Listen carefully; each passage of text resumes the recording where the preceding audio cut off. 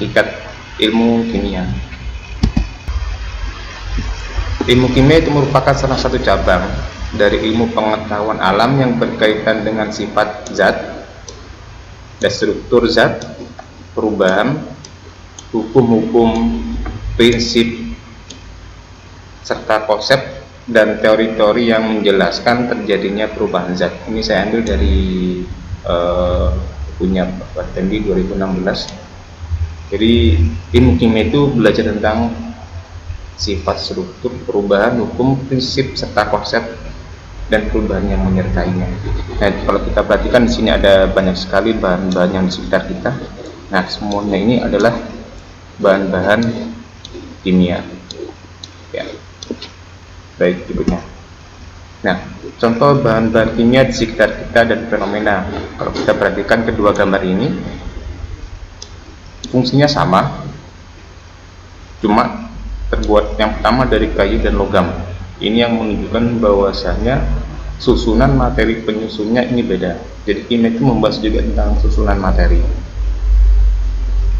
Kemudian gambar kedua, kalau kita perhatikan ini adalah struktur intan dan ini adalah struktur grafit, di mana keduanya ini memiliki unsur yang sama, yaitu karbon,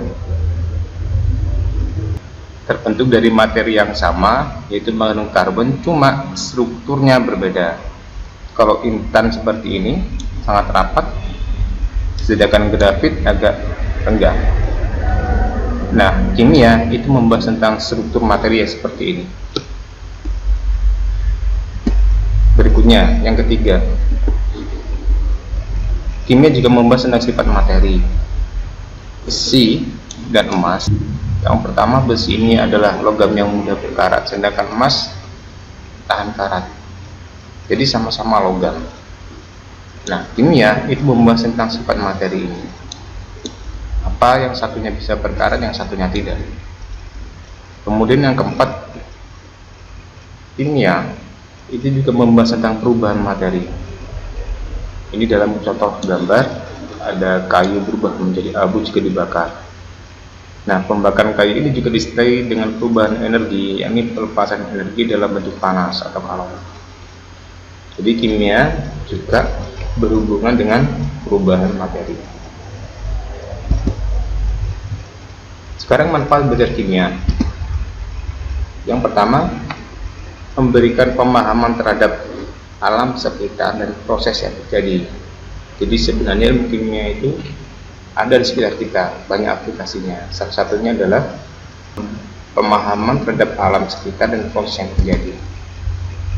Yang berikutnya, kita nanti juga akan paham produk-produk yang menimbulkan masalah. Jadi produk perusahaan yang menimbulkan masalah. Nanti kita akan tahu dengan cara belajar kimia. Berikutnya, ada juga produk-produk yang bermanfaat, dan ini kita paham berdasarkan komposisinya. Kita tahu bahwasanya produk-produk yang bermanfaat, dan juga memberikan pemahaman terhadap bahan kimia yang berbahaya bagi tubuh. Nah, peran ilmu kimia terhadap ilmu lain.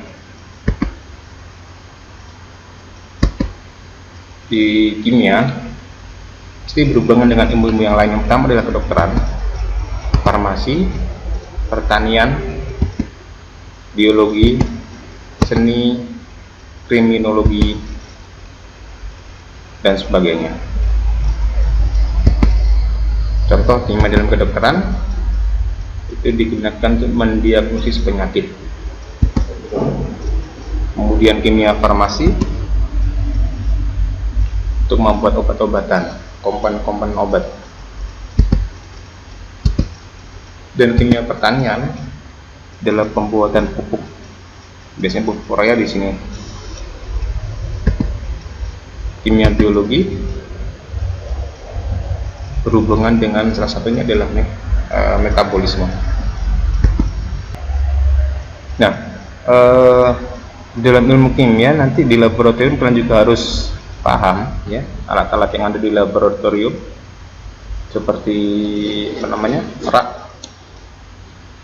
tabung reaksi, ada penjepit, ada mortar, Kemudian di sini ada Erlenmeyer, ada labu ukur, ada gelas beker dan sebagainya. Mungkin di SMS sudah dikenakan tentang alat dan bahan yang ada di laboratorium.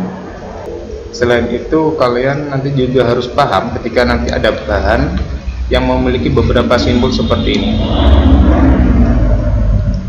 Seperti ini sifatnya racun, kemudian ada bahan yang ada tulisan seperti ini yang mudah terbakar, dan ada yang punya simbol bahan seperti ini, itu artinya bahan ini mudah meledak.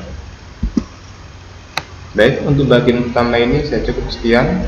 Ketemu di motivasi bagian kedua. Assalamualaikum warahmatullahi wabarakatuh.